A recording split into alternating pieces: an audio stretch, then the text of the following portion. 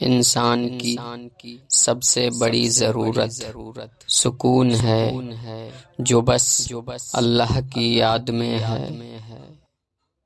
ہماری نیت کی پیمائش اس وقت ہوتی ہے جب ہم کسی ایسے شخص کی بھلائی کریں جو ہمیں کچھ دے نہیں سکتا۔